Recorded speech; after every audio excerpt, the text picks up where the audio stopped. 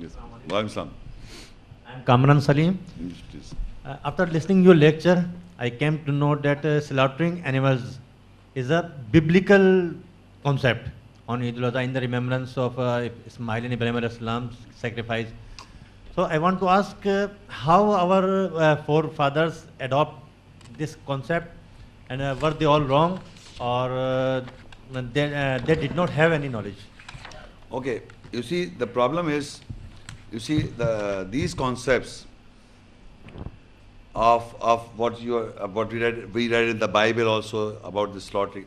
You see, these Christians or the Jews in all times have been converting themselves and becoming Muslims. But they had these links before in the past. Once they became Muslim, they didn't see the Quran as it should be seen. They believe, the Jews and the Christians who reverted into Islam, they thought that this biblical is also some word of God. And the stories are almost similar, it's all the same and one and the same thing. So they're reading the Bible and they're also reading the Quran, and all this in the Bible, what they've got in your mind, they're seeing it in the Quran, it's not in the Quran. So this is the trouble going on in the people who are converting into Islam. They brought these biblical concepts with them. They brought the biblical concept and they thought what they are reading in the Quran, they bring, oh, this is Ibrahim, okay, this is the same slaughter. So it's in the mind already existing in the biblical. So remember, when you're reading the Quran, you must understand, once I read the Quran, the things that come in your mind, it comes in front of you, which you already know. So you must try to push away that and try to see what the Quran is telling you. So you must have this Quranic point of view first, and then you can think, okay, this is what Bible says, I know this and I know it from before. But the problem is people, they got the concept of what Bible says and they put it in the Quran and think this also Quran is saying the same thing. It's not saying the same thing at all. This is the problem that's going on. So in the Quran, if you have this kind of problem, so in Baqarah 2 and Ayat 170, it says, Wa-itha qeela nattabiAAau maanzala qaloo nattabiAAu alfaynaAAlayhi abaana. Kana abaohumla yahtadoon shay-an.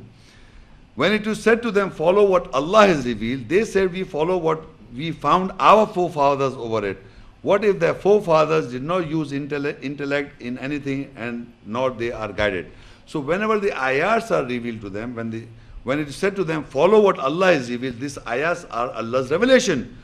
They say, we follow what our forefathers followed. So our forefathers were reverts or converts. So they had got this all biblical concepts in them, and they're reading the Quran and they're putting in front of the mind.